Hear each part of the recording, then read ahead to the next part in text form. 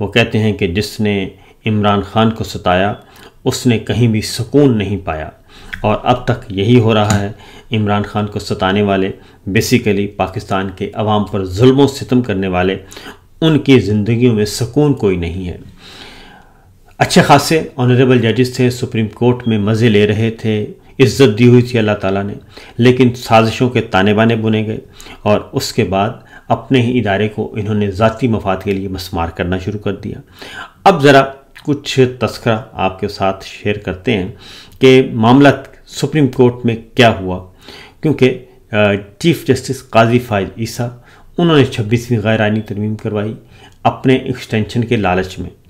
तो उनको लॉलीपॉप दिया गया था, वो एक्सटेंशन भी ना हो सकी और उनको कोई और नौकरी भी ना मिल सकी, और 26वीं गैर आइनी तरमीम भी मंजूर हो गई और सुप्रीम कोर्ट 2 टुकड़े तकसीम हो गई। जो इदारा किसी वक्त शान व शौकत थी, उसकी अज़मत का निशान था, ताकतवर था और तमाम पाकिस्तान के अवाम उसकी तरफ देखते थे, लेकिन अब वो इदारा जो है वो आ गया है डिस्ट्रिक्ट लेवल तक, और डिस्ट्रिक्ट एंड सेशन जज इनसे कहीं ज़्यादा ताकतवर और कहीं ज़्यादा बाइख्तियार है। वो इंसाफ दे सकता है, लेकिन ये नहीं इंसाफ दे सकते, क्योंकि ये सरकारी नौकर बन गए आला अदलिया के जजेस, और इन्होंने एक वफाकी आइनी अदालत बनाई जो सो कॉल्ड, जो कि इलेक्शन पार्लियामेंट चोरों ने बनाई। उस वफाकी आइनी अदालत जिसके सरबराह हाजी अमीन साहब हैं, उनको कहीं जगह ही नहीं मिल रही इस्लामाबाद में। वफाकी शरई अदालत ने निकाल दिया। इस्लामाबाद हाई कोर्ट में उन्हें दिया गया कमरा अदालत नंबर 2। उन्होंने कहा जी हम कैसे बैठे हैं, हम तो सुपीरियर हैं। तो वहाँ पे डट गए डोगर साहब। अब उनके साथ मज़ीद साजिशों के ताने बाने कि इस्लामाबाद हाई कोर्ट को G10 मुंतकिल करते हैं, हमें रेड जोन में रखें। तो वहाँ पे भी फड्डा पड़ गया है और बुकला भी तकसीम हो गए और जजेस भी तकसीम हो गए। लिहाजा वो कहते हैं कि मस्जिद तो बना दी शब भर में, ईमान की हरारत वालों ने, मन अपना पुराना पापी है, बरसों में नमाजी बन न सका। तो मन पापी था और मुनसिफ पे मुनसिफ, जजेस पे जजेस खड़े कर दिए गए, लेकिन अवाम को इंसाफ नहीं मिल रहा। जबकि ये झूठ बोल कर किया गया था सारा कुछ कि मुकदमात बहुत ज़ेरे इल्तवा हैं, आम आदमी मुतासर हो रहा है, इसलिए हम गैर आइनी बेंच बना रहे हैं। वो सो कॉल्ड आइनी बेंच जो है उससे भी मसला हल ना हुआ, फिर अब स्पेशल कोर्ट बना दी कि हम आम आदमी के लिए कर रहे हैं। आम आदमी के लिए नहीं कर रहे, ये ज़ाती मफाद के लिए कर रहे हैं, इसीलिए ये रुस्वा भी हो रहे हैं। अब एक और ख़बर आपके साथ शेयर करते हैं सुप्रीम, यही अदलिया के हवाले से कि कैसे मस्मार हुई। आहिस्ता आहिस्ता खबरें बाहर आ रही हैं और अब मालूम हुआ कि 26वीं गैर आइनी तरमीम काजी फाइज ईसा ने मंजूर करवाई और उनकी मर्ज़ी और मंशा शामिल थी बकौले हुकूमती शख्सियत के, और लॉलीपॉप दिया गया था कि हम आपको एक्सटेंशन देंगे। तो काजी साहब को ना एक्सटेंशन मिली, ना बाद अज़ मुलाजमत को नौकरी मिली। अब आराम से वो बैठे हैं और सब की तरफ देख रहे हैं कि मेरे साथ हुआ क्या है, हाथ लगा लगा कर वो चेक कर रहे हैं। ये तो था काजी साहब। उसके बाद याहिया अफरीदी साहब भी उनसे मिल गए हुकूमत से, और 27वीं गैर आइनी तरमीम के बारे में इंकशाफ हुआ कि इसका मुसव्वदा जो है डिस्कशन के लिए गवर्नमेंट ने रब्ता किया था। तो याहिया अफरीदी साहब ने बजाय इसके कि तमाम ऑनरेबल जजेस के साथ मशवरा करते, उन्होंने शाह से ज़्यादा शाह की वफादार की का इक़दाम उठाया और उन्होंने हुकूमत को कहा नहीं जनाब आप कर दें 27वीं गैर आइनी तरमीम, आप बाइख्तियार हैं, मैंने नहीं देखनी। लिहाजा याहिया अफरीदी साहब 27वीं गैर आइनी तरमीम के पीछे निकल आए। मसला क्या था? मसला सिर्फ अपना ज़ाती ओहदा है कि ये बचा रहे, बाकी आइन, सुप्रीम कोर्ट और पाकिस्तान को नुकसान पहुँच जाए तो हो जाए, आवाम को इंसाफ नहीं मिलता तो ना मिले। तो ये तो है हमारी अदलिया की कहानी। अब इस दौरान कुछ अच्छी खबरें भी हैं, और वो अच्छी खबरें ये हैं कि अब इमरान खान साहब के जो मुखालिफिन हैं उन्होंने भी कहना शुरू कर दिया है कि इमरान खान जो है वो नाकाबिले तस्खीर है, और पिछले 3 सालों में और ख़ास तौर पे, और जब से वो जेल गए हैं 2 साल से ज़्यादा हो चुके। अगस्त में 2 साल हो गए थे, सितंबर, अक्टूबर, नवंबर 3 महीने और गुजर गए, बल्कि 4 महीने होने को हैं। 2 साल और 4 महीनों से वो जेल में हैं, लेकिन सारी की सारी पॉलिटिक्स उनकी मुट्ठी में बंद है।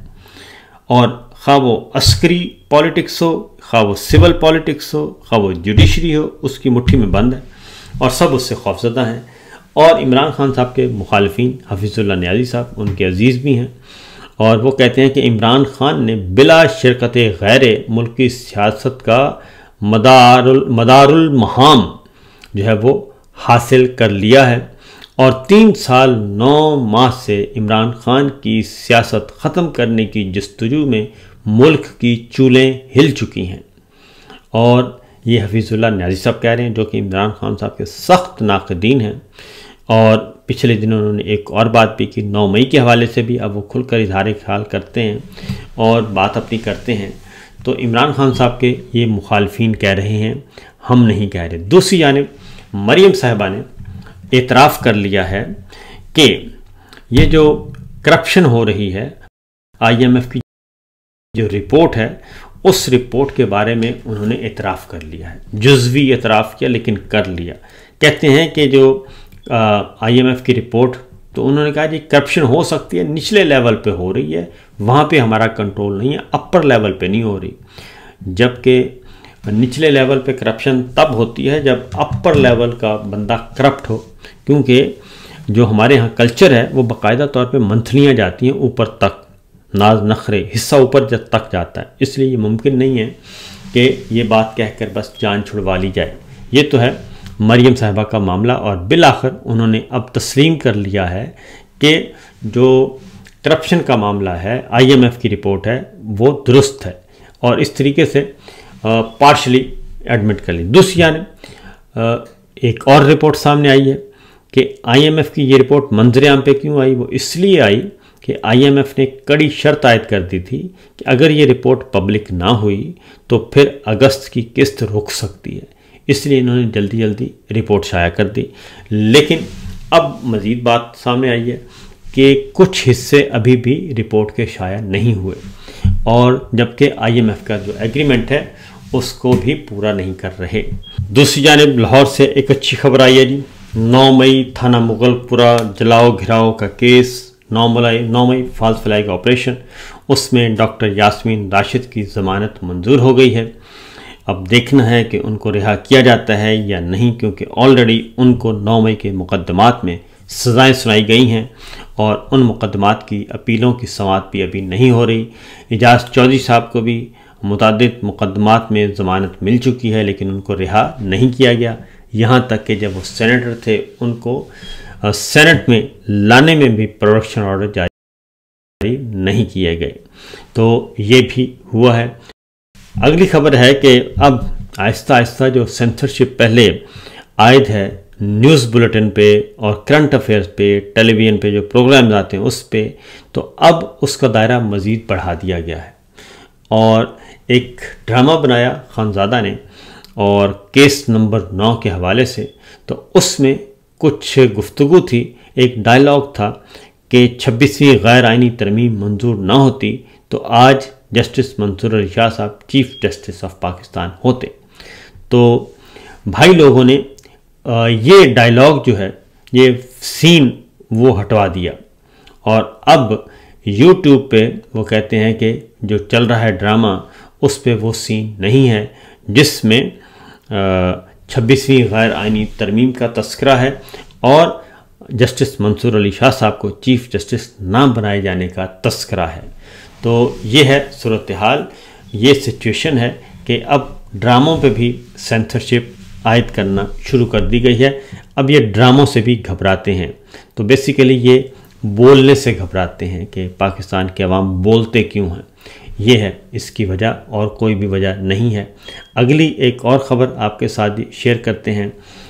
इंजीनियर मिर्ज़ा साहब जो हैं उनकी एक तवील अरसे के बाद बिलाखिर उनको रिलीफ मिला है और हाई कोर्ट ने 4 दिसंबर तक इस्लामी नज़रियाती कौंसल से रिपोर्ट तलब कर ली है, क्योंकि इस्लामी नज़रियाती कौंसल ने इंजीनियर मोहम्मद अली मिर्ज़ा साहब की एक गुफ्तगू थी और उसे कहा गया कि ये काबिल एतराज़ है। उस गुफ्तगू की बुनियाद पर उन्हें गिरफ़्तार कर लिया गया मिर्ज़ा साहब को। तो अब फिर इस्लामी नज़रियाती कौंसल ने अपना एक फतवा सादर कर दिया, बल्कि अपनी राय दे दी कि इस्लामी नज़रियाती कौंसल इनको मुजरिम समझती है। तो इस्लामी नज़रियाती कौंसिल ने जब ये राय दी कि इंजीनियर मिर्ज़ा साहब को वो मुजरिम समझती है, यह ख़ुद एक हदूद से तजावुज़ था, और फिर उन्होंने हाई कोर्ट में इसको चैलेंज किया था। तो हाई कोर्ट ने 4 दिसंबर तक इस्लामी नज़रियाती कौंसिल की जो इंजीनियर मोहम्मद अली मिर्ज़ा के बारे में राय थी उसको मुअत्तल कर दिया। ये एक अच्छा रिलीफ है, क्योंकि इस्लामी नज़रियाती कौंसिल को ये इख्तियार कम अज़ कम नहीं है कि वो एक महज इल्ज़ाम को वो उसके बारे में फतवा सादिर कर दे कि ये जनाब बिल्कुल ही वो जुर्म करार पाए, और जबकि कभी भी इस्लामी निज़ाम में कभी भी जब तक खुली अदालत में मुकदमा ना चले उस वक्त तक आप इल्ज़ाम आयद कर नहीं सकते। तो मिर्ज़ा साहब का ये रिलीफ मिल गया है इंजीनियर मोहम्मद अली मिर्ज़ा को। तो देखते हैं कि आगे उनको क्या किया जाता है, उनकी ज़मानत ली जाती है या नहीं ली जाती, या उनको काल कोठड़ी में ही रखा जाता है। ये एक बहुत ही आगे जाके मसला ख़राब भी हो सकता है, और मैं ये कहूँगा कि ज़रा एहतियात का दामन रखें, क्योंकि मामलात ख़राब हो गए तो फिर उसका नुकसान भी हो सकता है। तो ये इंजीनियर मिर्ज़ा साहब को एक रिलीफ मिला है, जो कि मैं समझता हूँ कि सही मिला है, लेकिन देर से मिला है। दूसरी जानिब सोहेल अफरीदी साहब मुलाकातें कर रहे हैं, मुसलसल इस्लामाबाद में मसरूफ़ तरीन टाइम गुजार रहे हैं, मीडिया पर्सन से मुलाकात कर रहे हैं, मुख्तलिफ बीट्स से ताल्लुक़ रखने वाले ब्यूरो चीफ से वो मुलाकात कर चुके हैं। तो सोहेल अफरीदी साहब ने कुछ इशारे दिए हैं अपनी गुफ्तगू में। एक तो उन्होंने DGI-SPR को खूब लताड़ा है, और उनकी सारी गुफ्तगू, उनके जो दौरे वो उन्होंने कहा कि इनको हम अहमियत ही नहीं देते और इनकी कोई औकात नहीं है। तो लिहाजा DGI-SPR जिनको बोलने का बहुत शौक़ है, तो बिलाखिर जब बहुत ज़्यादा बोलेंगे तो रिएक्शन आएगा। तो सोहेल अफरीदी साहब ने कहा कि वो हमारे लिए इतने मैटर नहीं करते।